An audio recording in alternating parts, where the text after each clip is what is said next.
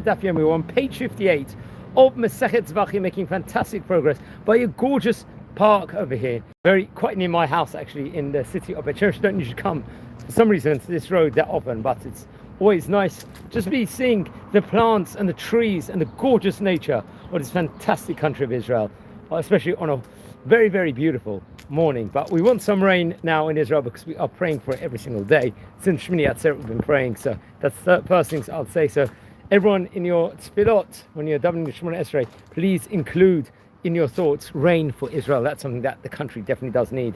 At time of recording this, here in 2025, here in the second week here in November. Now we're talking about here on page 58 of Masechet Zevachim, all about slaughtering a sacrifice on the altar. It's continuing like on the theme that we've been speaking already. Now we've already learned, for example, especially on page 48, that Kodshei Kodashim, for example, the holiest of sacrifices, must be slaughtered and prepared in the northern part of the Bet HaMikdash Chatzer, the courtyard, respectively.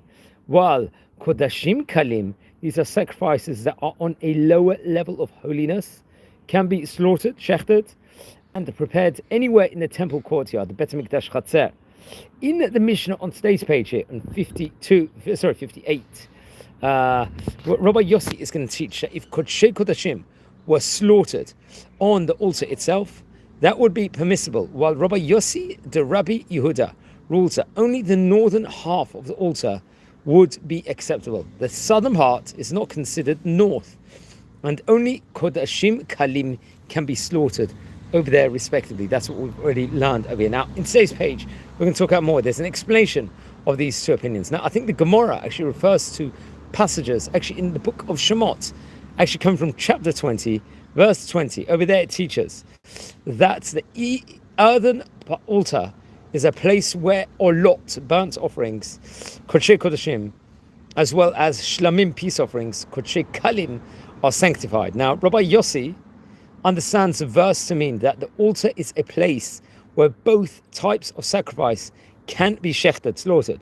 Rabbi Yossi de Rabbi Yehuda understands the verse to mean that half the altar is available for olot, and the other half is available for shlamim. These are two different kinds of sacrifices. I've learned about those parameters on previous pages here in the Daf Yomi. Now, from the Mishnah, let's just say there's a sound in of itself that as if sacrifices that were slaughtered on the altar were considered valid ex post facto, but that the preparation really should not have been done there. Now, the great commentator named Tosfot is going to weigh in and point out that based on the Torah passage itself, it appears that shechting the animal on the top of the altar is appropriate, even lechatchila over here. In the first instance, it is lechatchila and b'diavad, respectively. So this is in the lechatchila version of itself. They argue that the Mishnah reflects a common practice to avoid doing because of the animal concern, lest the altar, God forbid, will be defiled by the animal. For example, if the animal defecates on it while being prepared for slaughtering. Friends, anyone that's watching this at the moment live, please join our channel, subscribe at the moment. We've got fantastic content every single day on the daily page, so please subscribe to the channel now if you're new, and welcome everyone to our channel. Now, it's actually interesting, we actually see another insight on today's page. That was from Rabbi Adin Steinsaltz. Now, another thing from the Osamech website, we're learning about the topic of fig leaves and fires, respectively, over here, something we've spoken about on various occasions before. Now, what's going on, friends, over here? Now, we know the topic for fueling the fire upon the altar, because we're talking all about the altar and the Mizbeach, the Bet HaMikdash, respectively, and the Chatzer, for fueling the fire on there, from which coals would be taken for the offerings of the incense and for all the fires upon the altar. It was actually customary to take wood which came from a fig tree over here. Why a fig tree? Now, the fig tree referred to here must be one that grows wild and bears no edible fruit. Otherwise, it would be disqualified for use.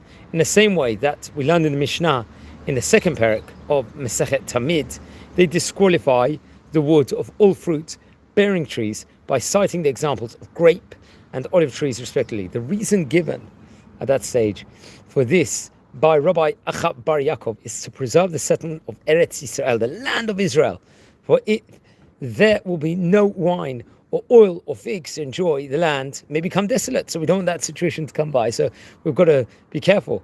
But why did they insist over here on the fig trees over here? Why not a different kind of tree over here? Why specifically a fig tree? Now, fig, just as a side point over here, it is considered one of the Shivat Aminim, one of the 7 species that Israel is actually praised for. Obviously, we learned about that in the festival of Tu B'Shvat, the new year of the tree, specifically on the 15th of the month of Shvat. So why a fig tree?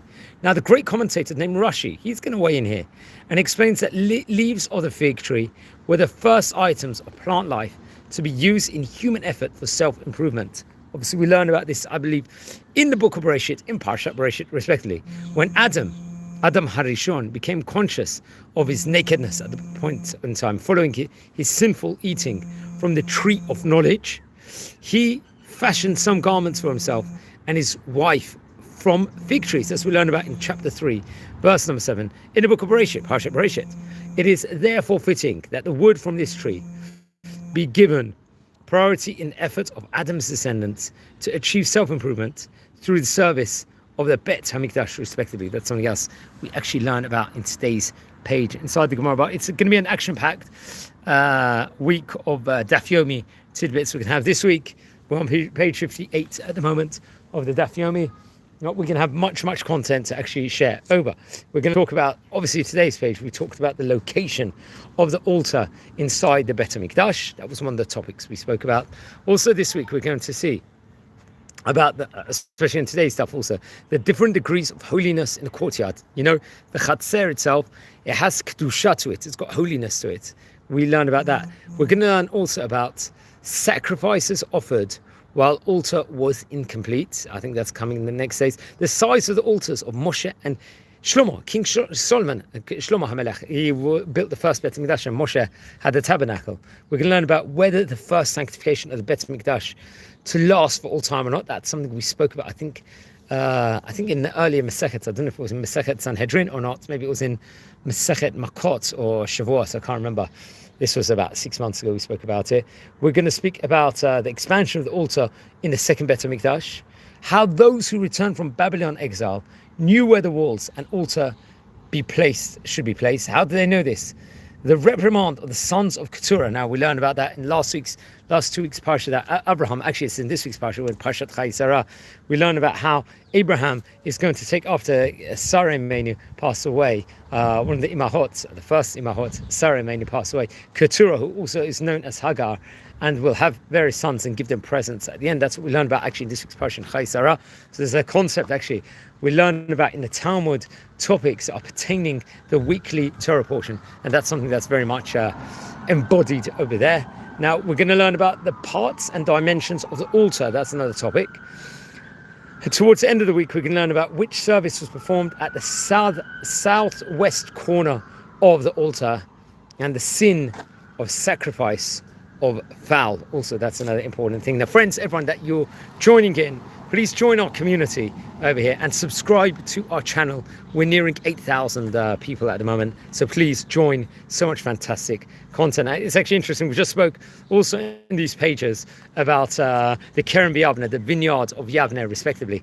We spoke about, and what was the vineyard of Yavne, just to recount, if you didn't watch yesterday's page of the Gemara, we spoke about how the seat of the Sanhedrin in Yavne, after the second destruction, or the second Bet HaMikdash destruction, second temple destruction, was called a vineyard in Yavne. So we were speaking about this in these 2 pages of the Daf Yomi, respectively, and we were saying it, an ancient tradition, that the Sanhedrin was called a vineyard. Why was this? Because when it was in session, the sages themselves, along with their students, would sit in rows, like the rows of a vineyard, and there was not an actual vineyard at that point in time nearby. And we actually see this in Jerusalem Talmud, since most of the prominent rabbis of the generation assembled there, and the decisions were especially significant for the future existence of the Jewish people. The academy, located at the seat of Sanhedrin in the vineyard in Yavne, was held at high regard, and it was very, very authoritative halachot, let's just say, that was actually taught down inside over there, respectively. So very interesting. We are now already in the middle of Zevachim. Zevachim is, this Masechet is about 100 and 20 pages long. So it lasts about 4 months, respectively. So it just shows about the great progress that we've made over here in this daily tidbit of the Daf Yomi. Now, friends, we've already been doing this now for 3.5 years, which is absolutely phenomenal. I like to go to a different place every single time I record the videos. I just think it's spontaneous and it's good, and actually helps me remember it also. And we've had, Baruch Hashem, thank God, the millions of people watching already these tidbits every single day. So it's really going from strength to strength, and absolute amazing, friends, over here. Now, watch your space. We're going to have a lot of content coming up, especially this week, not just on the Talmud. The plan is to record with other top rabbinic personalities. I just need to switch to the radio over here that just came on. We want to record with great Jewish Torah personalities over here this week, get some wisdom over. The plan is also to make some more tours of Israel. If you haven't noticed, one thing that we do here on this channel is we tour all over Israel, different archaeological places and the different sites, parks, archaeology. So please subscribe to the channel and you can see all these fantastic content. We're also doing videos on this channel of stories of the great rabbis of yesteryear. That's another project that we're working on, a very exciting project, and we've already recorded about nearly 1,400 rabbis as we speak, which is a phenomenal achievement that very much proud about over here. Also, we are another new project that we're working on, if you've been watching the lives, is we've been recording about the history of different Jewish communities from different countries all over the world. We've been speaking about countries in Asia, North Africa, South America recently. We were speaking about Brazil, Cuba, Peru, many South American communities, even Gibraltar, Spanish countries respectively, and really learning about the science behind the different countries, culture, and the rabbis that there were of yesteryear in different vicinities. So that's another thing that we've been very much working on, and yeah, just going from strength to strength at the moment, and yeah, very fortunate. There's nothing like teaching Torah in the beautiful country of Israel. That's one of the most exciting things that we can possibly do, you could definitely say over here, and it's always a privilege to do that, friends, over here. So yeah, anyone joining in, welcome to our community, and learn more. We just came out of Parshat Vayera yesterday. We're coming into the Torah portion of Chayei Sarah this week, and we're going to speak about Keturah and Abraham this week, his descendants, in the Daf Yomi also this week. And today we were speaking about the tractate of Zevachim, Masechet Zevachim, and always a welcoming topic to speak about. And Bezrat Hashem, we're going to go from strength to strength. We've already been recording daily Talmud tidbits now for 3.5 years plus. So I think we've already covered, if I'm not mistaken, probably at least 1,200 videos already on that. So that's absolutely phenomenal, guys. So I really appreciate all the fantastic feedback. Wish you all a meaningful day, a great day, and take care. Thanks for watching, everyone. And yeah, let's keep going. And please join the R community. Thank you.